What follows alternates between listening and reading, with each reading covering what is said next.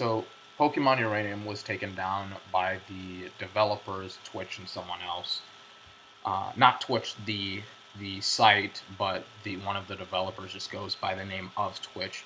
They took it down because Nintendo of North America, their lawyers had indirectly communicated with them that, hey, we're going to sue you if you don't take down your game, or technically our game, because it uses our license. It uses, similar to Pokemon, I think Mankey, which was in the first season or the first region of Pokemon, was in that game, and a couple of others. I think even Pikachu was in it.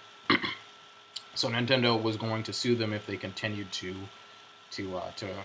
have their game on their website. And the reason for this, by the way, is that they had 1 million or 1.5 million downloads from the time they released it to the time that they took it off their website. Now it's probably more than that. But having 1 million downloads, or over that, 1.5 million downloads, is a lot of free money, essentially. It's a lot of money being taken away from Nintendo. The reason for that is that that game looked a lot like very popular, or some of the very popular Pokemon games, like Pokemon Ruby, Sapphire, Emerald. Those are, and Red and Green, which those were like really the pinnacle of the series. Those were the ones that really had a lot of followers and a lot of followers and players that I think still play the game to this day. And the reason for that is that they were really great games, and they were still, I think, close enough to where the Pokemon series was when it comes to the actual to the show, because the show has now just gone off weirdly, or to this weird like hiatus where Ash is like still 10, and it's like 20 years since he went on to be a Pokemon master, and like after every single series he challenges like the Elite Four or something like that. He loses, and then he goes back to a new region, and they lost Brock, they lost Misty, they lost May. It's like all of this crap is going on, so all of this interest in Pokemon has died down. But Pokemon Go was released, that really revamped the series, as well as the new Pokemon Uranium, which looked actually pretty decent from what I saw. I haven't played it because I own a Mac, I don't own a Windows. But 1.5 million downloads is a lot of money wasted, because let's say they're just charging $20 for the game. That's $30 million right there that they just threw away, so to speak, and that could have been money spent on their new upcoming game, Sun and Moon, which looks terrible. It looks uninteresting. Like, if you look up the starters are like the first. It's like the handshake of Pokemon, right? Like, the first starters ever that I saw were Charmander, Bulbasaur, and Squirtle. Like, those looked cool, right? The starters here, they look very generic and boring. Like, they just said, all right, what names have we not used for the Pokemon series, right? Like water bottle, or something ridiculous like that, or blue snake, or something very generic. Like Mankey is only one letter away from monkey, but but its actual design was decent enough to really say, oh, it has like it's like this puff ball with a tail and legs and arms attached to that puffball, right? It was unique enough in the design where the name wouldn't really matter. Now they don't care. You can see that they don't care, and it's like, yeah, they have all of these new things in the game, but like creating your own character and your own skin color or whatever, but that doesn't really mean that the game itself is getting better.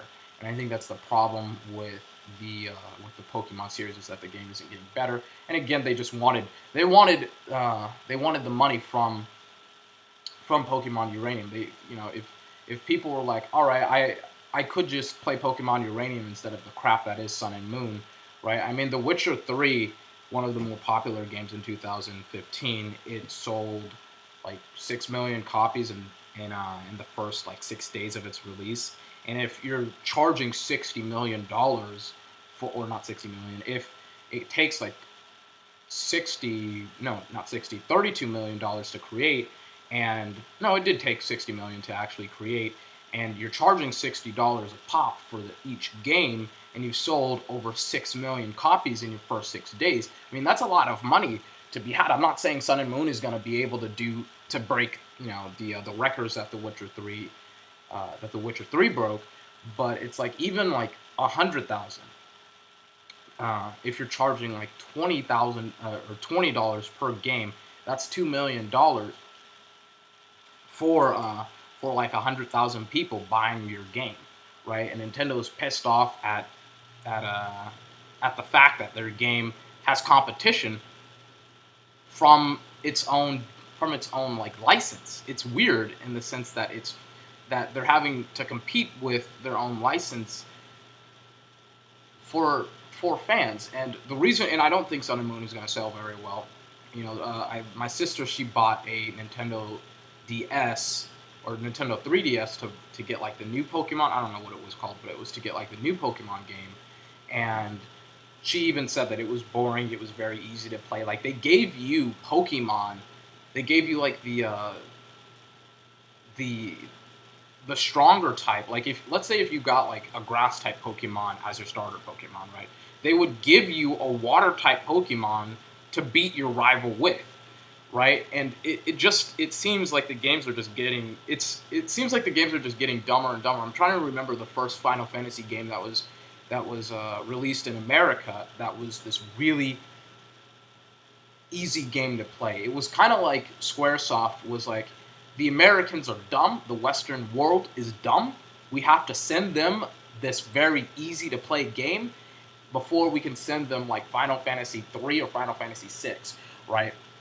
It's kind of like that, except in reverse to an extent, because the Pokemon universe hasn't really been difficult. Like the whole aspect and the whole fun of Pokemon is getting very cool monsters and battling people, but it's not necessarily known for being a very difficult game, and it shouldn't be.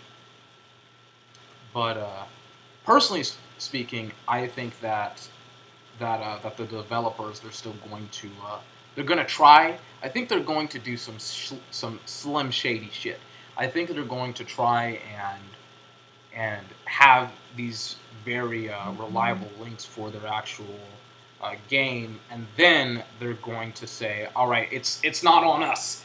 It's not on us. We don't have the game on our actual website, but we're going to create patches for the game. And I like the way that they did this, but I didn't like if they just linked an actual website saying, we don't condone the actions of these people and they're using our game, but it's not, but we took it down. I mean, we desist, man. I mean, it's not on us. It's on these people that are still using our game.